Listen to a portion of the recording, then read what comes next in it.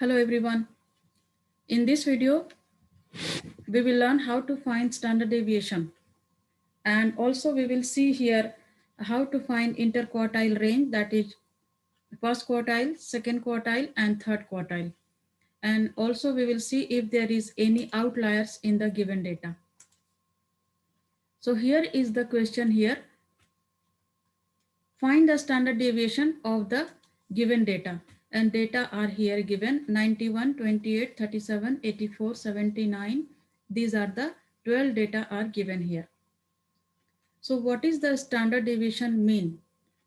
So standard deviation tells you that how much your fund or investment is risky, or you can say that volatile. It means when you spend some money in any of the fund, so standard deviation will tell you how much you will get a return. So let's find out the standard deviation first, then I will explain you this risky or volatile terms here. So in any standard deviation question, we have two types of standard deviation. First is sample standard deviation and second is population standard deviation.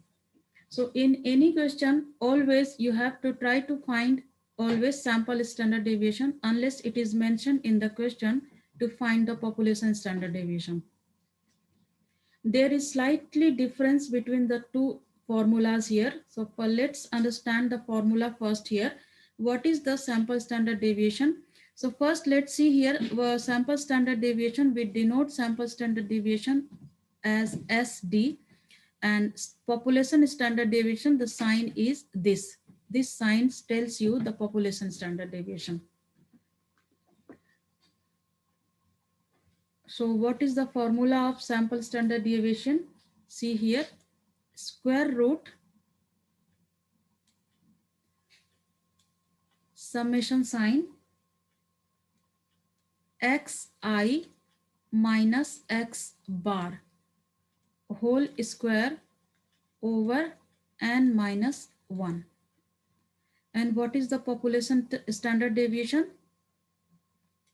Summation sign is here xi minus, here it will be mu. I will explain you now, just now, and over n, and this is whole square. So only difference between sample standard deviation and population standard deviation is this one.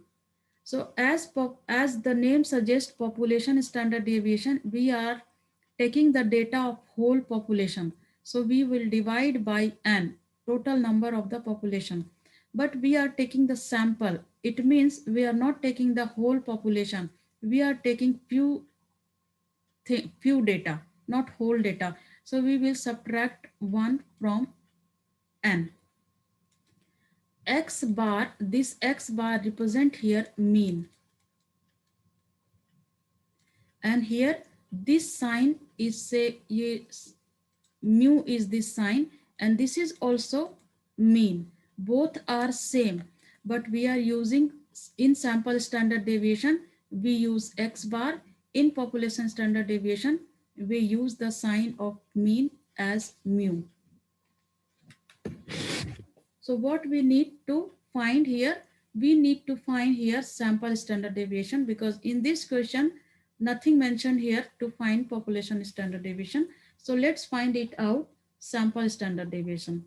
So sample standard deviation, and we have formula here, summation of xi minus x bar.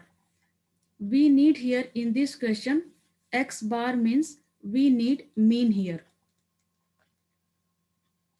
So mean here, I explain you here mean equal to sum of the data over number of the data. So sum of the data means we will add all the data together. So 91 plus 28, we added it and divided by number of data. So if you will count it 1, 2, 3, 4, 5, 6, 7, 8, 9, 10, 11, 12. So we divided it by 12 and we will get mean here 62.5. So just gather all the information here. So mean is 62.5. Also we need here n. So number of data is here 12. Now let's find it out, the sample standard deviation here. Sample standard deviation put the sign square root, and we have to give the sign here, summation sign. And look at here, xi. What is xi means? Summation means we will add all the data one by one. So summation means plus sign. Every data, every single data, after that plus sign, then second data, then again plus sign. And we will go till here. Xi means this one is x1. This is all is the xi, and this one represent x2, this one represent x3, this 84 is x4, 79 is x5, 46 is x6, and we will go till here. So this one represent x12. So that's why summation sign and this represent xi in the formula. So first what we will take, xi means we will take x1. X1 our data is 91 minus mean. Mean is 62.5. 62.5 and whole square. Whole square is there. As summation sign is there, so we will add it here. We will add it and we will take xi, then we will take x2. So 28 minus 62.5 whole square.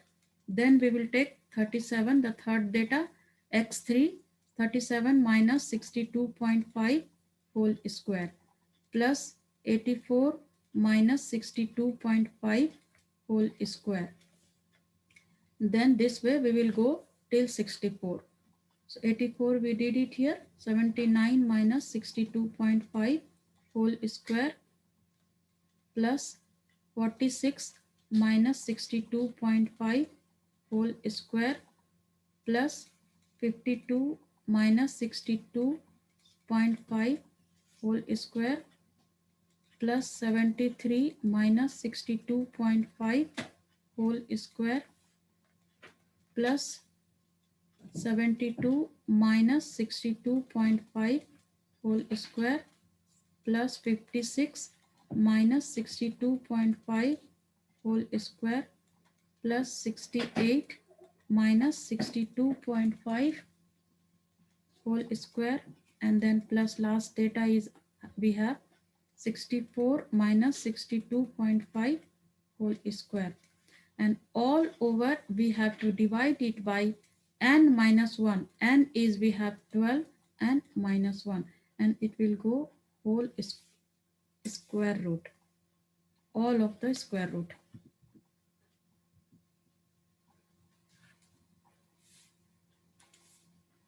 Equal to square root all together, and then calculate it.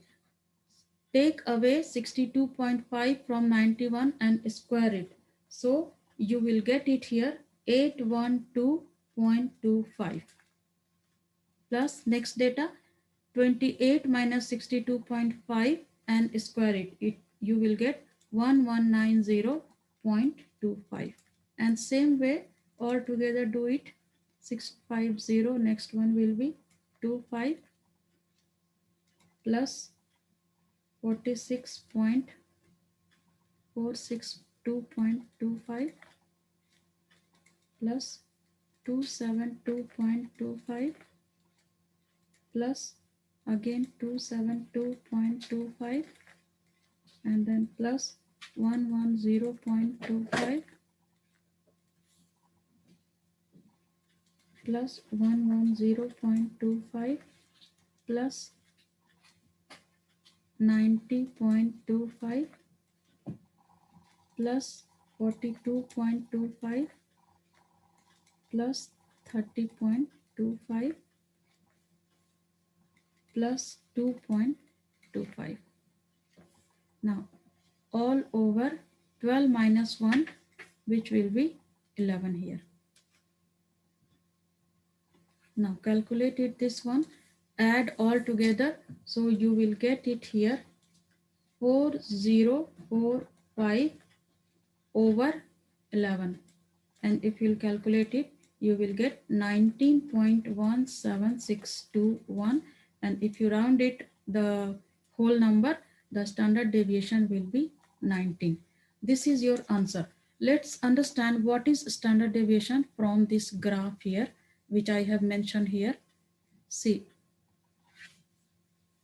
this is the graph when you invest your money in some fund here. So standard deviation tells you how much your fund or investment is risky. So say that you invested some money in a specific period of time. This is the time, and here this graph y-axis will tell you return. This is the return graph, and here is the mean, and we have mean here 62.5, and our standard deviation we just now find it out, 19. It means this is the graph here. So this will be plus 19 and this will tell you minus 19. So it means if you, this is plus 19 and this go down minus 19. And average return is, average means mean, average or mean is the same. Average return is 62.5. It means it can, this 19 will tell you, it can give you return of top fund of 19 or lower fund of minus 19. So basically we can be sure because of standard deviation that my mutual fund or average return can't go lower than 19. So you can also say that standard deviation tells you stability of your fund or your mutual investment, mutual fund. So this is the standard deviation I explained you. Now let's understand interquartile range. So here is the question here. Calculate the three quartiles and interquartile range IQR. For the interquartile range means IQR for the above data. So I have written here data, and also find if there are any outliers in the data here. So for three quartiles, we have this data given. If any time in any question, if you have to find it out three quartiles, first be sure you have to arrange the data from lower value to higher value. So I have already arranged data here. Lower value is 28 and higher value is 91. So now find it out interquartile, three quartiles here. Three quartiles means we have to find out Q1, Q2 and Q3. So for interquartile, for three quartiles, first we need to find Q2. Q2 is same as median of the data. So before we will find out Q1 or Q3, we will first find out Q2, and Q2 is same as median. How to find median here? Q2, which is going to be Q2. Let's see here how to find Q2 and same as median. So for interquartile range or for median, if in any question, if question asks you find the median, for median as well, you have to arrange the data. Let's see here how to find the median here.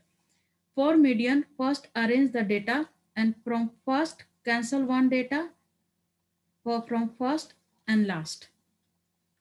Then again second first and second last. Then third data, cancel it out. Then fourth one, cancel it out. Fifth one, cancel it out. And can you see in the middle two data are there? So if you can cancel it out, these two, your median lies here in between 64 and 68. So how to find the median here?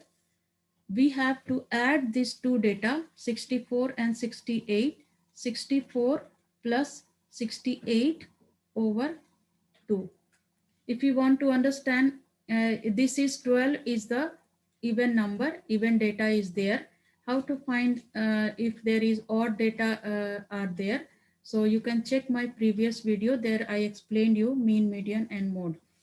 So here I am finding here Q2, which is median. 64 plus 68 over 2 is equal to 132 over 2, and this will give you 66. So this is your median of this data, and clearly you can see 66 lies between 64 and 68. So that is exactly middle of the data is called the median. So now I have find the Q2. Now we will look at the Q1. Q1 is median of the lower half data.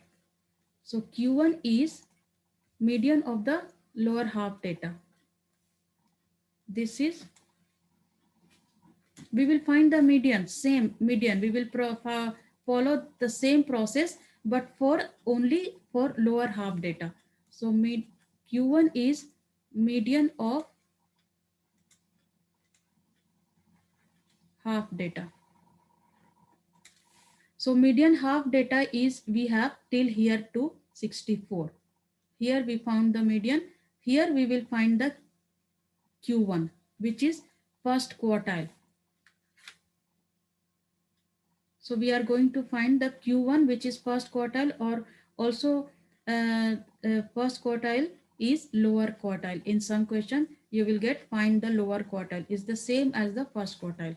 Now we have to find here. So this is Q2, which is median here.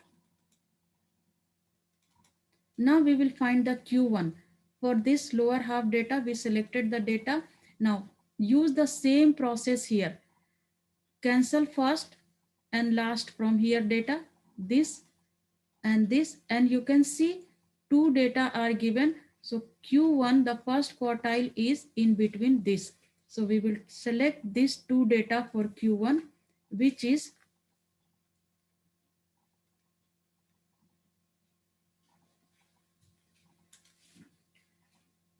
which is 46 plus 52 over 2.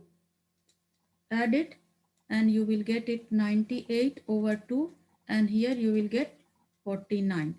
So this 49 is 49, look at here, 49 will exactly between these two data. So here 49 is your Q1. Here you will get Q1, which is first quartile. Now we have to find it out the third quartile. Third quartile means median of the third quartile here is, this is median of the upper half of the data.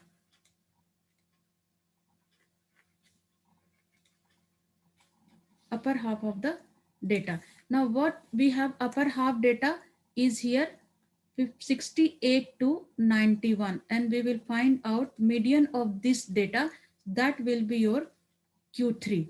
So this is here Q1 we already find, and Q2 represent median of the whole data, and Q1 represent median of the lower half data.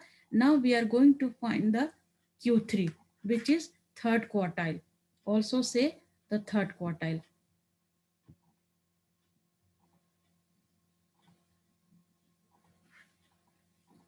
Same process, apply the same process here. So cancel 68, 91, then 72, 84, and you can see here these two data are here left here. So the third quartile will lies between these two data. So let's find it out, the third quartile here, which is going to be Q3, which is third quartile,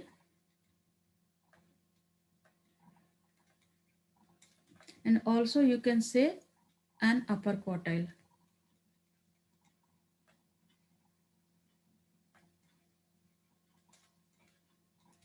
So third quartile will be 73 plus 79, 73 plus 79 over 2 is equal to, add it 152 over 2, that will give you 76. So this is your third quartile. So here we will get it here Q3, which is third quartile. So this one is Q2 is the median, this one is Q1 is the first quartile, and this is Q3 is the third quartile. Now we have to find it out, the IQR. IQR means interquartile range. Interquartile range formula is Q3 minus Q1. So our Q3 is 76 and minus Q1 is 49. Subtract it and you will get it 27. So interquartile range is 27 now. Now we have to look at here also there is question and also find if there are any outliers in this data. What is called outliers? Outlier is this one. This is your lower outlier and this is upper outlier in this data. So low also say that lower fence, this is lower outlier and upper outlier, upper fence. So formula of lower outlier is this one, Q1, which is quartile 1 minus 1.5 of interquartile range. Let's find out in this data if there is any lower quartile or not. So Q1 in this data we have, Q1 in this data we have 49. So find out here lower quartile, lower outlier, lower fence. So Q1 is we have 49 and minus 1.5 IQR, and IQR we just found out here 27. So write down here 27, and if you will calculate it, this will give you 49 minus 40.5 is equal to 8.5. 8.5. And look at our data. So lower data is here 28. So if your data below 8.5, so that data, if they say that if 28 and here it will be 6.5, 6.6, say that 6 or 10, any data nearly below 8.5. 8.5, just say that 8 only. 8, then 28, then 37, then 46 data, it will be like that. So 8 will be then your lower quartile, lower outlier, lower fence is there. So here in this data, 28 is not nearly 8.5, not below that. So there is no lower fence in this data, no lower outliers in this data. Now find it out what is upper fence here, upper outliers. Upper outlier formula is Q3 plus 1.5 IQR. Q3 is we have 76. So 76 plus 1.5 and IQR is 27. Calculate it, if you will get it 76 plus 40.5, and if you will add it, you will get it 116.5. Now look at the highest data we have. Highest data we have here 91. Not above this data. So till here, if you get above this data, that will be your this data, or above this data, that be your upper outlier or upper fence. So here is 91 is below this data. Let's say that this is your data is 84, 79, and the last data will be say that 118. 118 is above this data. So this will be your upper fence or upper outlier. Upper outliers, or simply you can say that this is the outliers of this data. So I have explained you in this video standard deviation, interquartile range, and outliers. So I will meet you in my next lesson. Until then, you take care of yourself and stay safe.